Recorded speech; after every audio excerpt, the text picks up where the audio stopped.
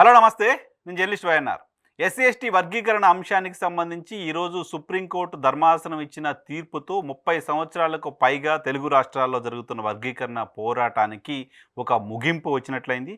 మందకృష్ణ మాదిగ నేతృత్వంలో 1994 నుంచి వర్గీకరణ అంశంపైన పోరాటం జరుగుతూ వచ్చింది. సో ఈ పోరాటం తర్వాత 2000 సంవత్సరంలో అప్పుడు ముఖ్యమంత్రిగా ఉన్న చంద్రబాబు నాయుడు గారి నేతృత్వంలోని రాష్ట్ర ప్రభుత్వం తెలుగు రాష్ట్రాల్లో ఉమ్మడి రాష్ట్రంలో ఎస్సీ, ఎస్టీ వర్గీకరణను చేస్తూ వచ్చింది. సో ఈ వర్గీకరణ 2004 వరకు కొనసాగిన తర్వాత రాజశేఖర్ రెడ్డి గారి ప్రభుత్వం సమయంలో మాలలు కోర్టుకు వెళ్లడంతో హైకోర్టు ఈ వర్గీకరణను కొట్టేసింది. ఆ తర్వాత ప్రభుత్వం మళ్ళీ సుప్రీంకోర్టుకి వెళ్ళింది. సుప్రీంకోర్టుకి వెళ్ళిన తర్వాత ఉషా మెహ్రా కమిషన్ అంటూ రకరకాల కమిషన్లు ఏర్పాటు చేశారు. సో దానికి సంబంధించి దాదాపు 2 దశాబ్దాలుగా 2024 నుంచి ఇప్పటి వరకు కోర్టుల్లో రకరకాల స్థాయిల్లో విచారణలు జరుగుతూ ఉన్నాయి. రాష్ట్ర ప్రభుత్వాలు, తెలుగు రాష్ట్ర ప్రభుత్వాలు, తెలంగాణకు సంబంధించిన సర్కారు కూడా గతంలో ఢిల్లీకి వెళ్ళి ఈ అంశానికి సంబంధించి రిక్వెస్ట్ చేస్తామని చెప్తూ వచ్చింది. రాష్ట్రంలో అసెంబ్లీలో కూడా తీర్మానం చేసి కేంద్రానికి పంపించారు. వర్గీకరణ చేయిస్తాము, వర్గీకరణ చేసుకోవడానికి సంబంధించిన అవకాశం ఇవ్వండి అంటూ తీర్మానం చేసి పంపించిన పరిస్థితి కూడా ఉంది. సో రాజకీయ పార్టీలుగా ఆంధ్రప్రదేశ్కి సంబంధించి, తెలంగాణకు సంబంధించిన రాజకీయ పార్టీలన్నీ కూడా వర్గీకరణకి మద్దతుగానే ఉంటూ వస్తున్నాయి. సో ఉమ్మడి రాష్ట్రంలో మాదిగ సామాజిక వర్గాలకు సంబంధించి రిజర్వేషన్ ఫలాలను మాలలు ఎక్కువగా పొందుతున్నారు. మాదిగలకు అవకాశం రావట్లేదు. మాదిగలతో పాటు ఇంకా ఎస్సీల్లో ఉన్న దిగువ కులాలకు సంబంధించిన వాళ్ళు పూర్తి స్థాయిలో ఫలాలు అందట్లేదు. ఈ సామాజిక వర్గాల్లో దళితుల్లో ఎవరైతే ముందున్నారో, ఎవరైతే కొంచెం ఫార్వర్డ్ ఉన్నారో వాళ్ళకి మాత్రమే మొత్తం రిజర్వేషన్ ఫలాలు వెళ్ళిపోతున్నాయి, మిగతా వాళ్ళకి అందట్లేదు. కాబట్టి ఈ వర్గాల్లో ఎవరెవరైతే ఏ స్థాయిలో ఎంతవరకు ఉన్నారో వాళ్లకు వాళ్ళ రేషియో ప్రకారం ఏబిసిడీలుగా వర్గీకరిస్తే సో వాళ్ళకి రావాల్సిన రిజర్వేషన్ వాళ్ళకి వస్తుంది. ఆల్రెడీ ఇప్పుడు బీసీలకు అలా ఇంప్లిమెంట్ అవుతుంది. బీసీలో ఏబిసిడి వర్గీకరణ ఉంది. అదే దళితుల్లో కూడా చేయండి అనేది మందకృష్ణ చేసిన పోరాటం. దానికి ఈ రోజుతో సుప్రీంకోర్టు చెప్పిన తీర్పుతో ఆ పోరాటం ఫలించినట్టుగా అర్థం చేసుకోవాలి. అయితే ఉమ్మడి రాష్ట్రంలో దీన్ని అమలు చేశారు. ఈ వర్గీకరణ అమలుకు సంబంధించి ప్రస్తుత ఆంధ్రప్రదేశ్ ముఖ్యమంత్రి చంద్రబాబు నాయుడు గారు ఖచ్చితంగా ఛాంపియన్ అని చెప్పొచ్చు. అప్పుడు మందకృష్ణ పోరాటం తర్వాత ఆయన ముందుకొచ్చి దాన్ని అమలు చేశారు. తర్వాత కోర్టు కేసుల కారణంగా ఆగిపోయింది, ఇంతకుముందు నేను చెప్పినట్టుగా. అయితే ఇప్పుడున్న పరిస్థితుల్లో సుప్రీంకోర్టు ఈరోజు తీర్పిచ్చింది కూడా మొత్తం దేశవ్యాప్తంగా దీన్ని ఇంప్లిమెంట్ చేసేయండి అని సుప్రీంకోర్టు ఎక్కడ చెప్పలా. సుప్రీంకోర్టు పర్టికులర్ కేసుకు సంబంధించి, పంజాబ్కు సంబంధించిన కేసుకు సంబంధించి ఆ తర్వాత మిగతా వాళ్ళంతా కూడా ఆ కేసులో ఇంప్లీడ్ అయ్యారు. ఈ నేపథ్యంలో తీర్పు చెప్పింది. సో కేంద్ర ప్రభుత్వం, కేంద్రంలో అధికారంలో ఉన్న భారతీయ జనతా పార్టీ తెలుగు రాష్ట్రాలకు సంబంధించి మందకృష్ణ నేతృత్వంలో మాదిగలు చేస్తున్న పోరాటానికి మద్దతిస్తూ వచ్చింది. వర్గీకరణకు తాము మద్దతిస్తున్నామని చెప్పింది. వర్గీకరణ అంశానికి సంబంధించి ఒక క్యాబినెట్ కమిటీని కూడా ఏర్పాటు చేసింది గత ఎన్నికల ముందే. సో మేము రెడీగా ఉన్నాం వర్గీకరణ చేయడానికి సంబంధించి అంటూ ప్రభుత్వం చెప్తూ వచ్చింది. అయితే ఇది రాష్ట్రాల స్థాయిలోనే తీసుకోవాల్సిన నిర్ణయం. ఆయా రాష్ట్రాలకు అటువంటి వెసులుబాటు కల్పించాలి అని మాత్రమే సుప్రీంకోర్టు ఈరోజు చెప్పింది. సో రాష్ట్రాలు వర్గీకరణ చేయాలా వద్దా, ఏ రకంగా చేయాలి, ఏ కేటగిరీలో ఎవరు ఉండాలనే దానికి సంబంధించి రాష్ట్ర ప్రభుత్వాలే నిర్ణయం తీసుకునే అవకాశం ఉంటుంది. విద్యా ఉద్యోగ అవకాశాల్లో కూడా దీన్ని ఇంప్లిమెంట్ చేయాలి అంటూ సుప్రీంకోర్టు చెప్పింది.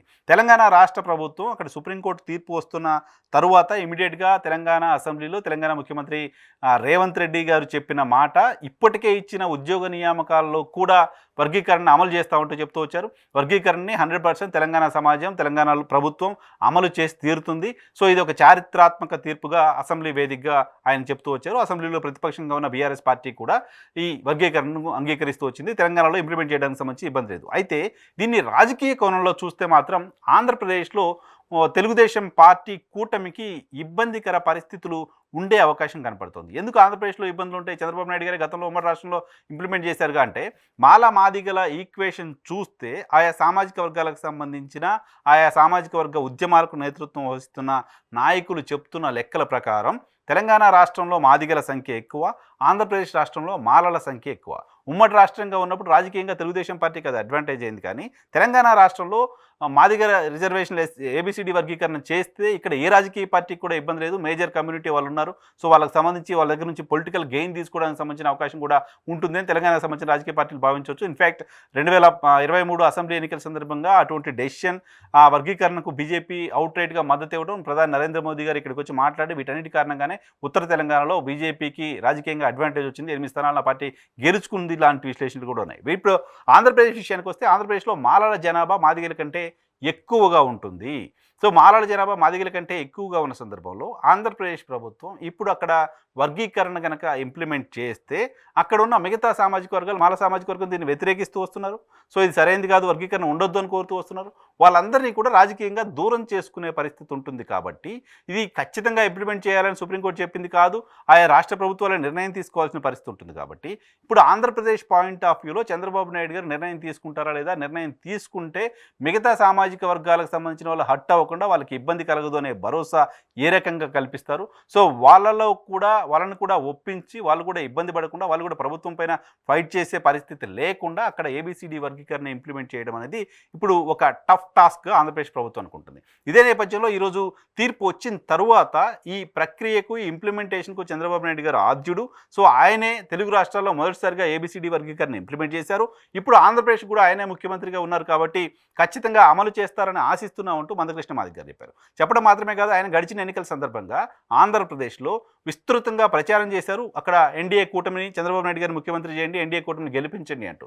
సో రాజకీయంగా కూడా ఆ కూటమి గెలవడానికి సంబంధించి ఆయన ప్రయత్నం చేస్తూ వచ్చారు. కూటమి విజయాన్ని కాంక్షిస్తూ వచ్చారు. కూటమి విజయం కోసం ప్రచారం కూడా చేస్తూ వచ్చారు. సో ఈ నేపథ్యంలో అక్కడ ఉన్న మాల సామాజిక వర్గాన్ని కన్విన్స్ చేసి ఏబిసిడి వర్గీకరణ ఆంధ్రప్రదేశ్లో ఇంప్లిమెంట్ చేయడానికి సంబంధించి ఏ రకంగా ఆంధ్రప్రదేశ్ సర్కారు ముందుకెళ్తుంది అనేది ఆసక్తి కలిగిస్తుంది. ఆ ముందుకెళ్లే క్రమంలో మిగతా వాళ్ళకి సంబంధించి వ్యతిరేకత రాకుండా చూసుకోవడానికి సంబంధించి ఆంధ్రప్రదేశ్ ప్రభుత్వం ఏం చేస్తుంది అనేది కూడా ఆసక్తి కలిగిస్తోంది.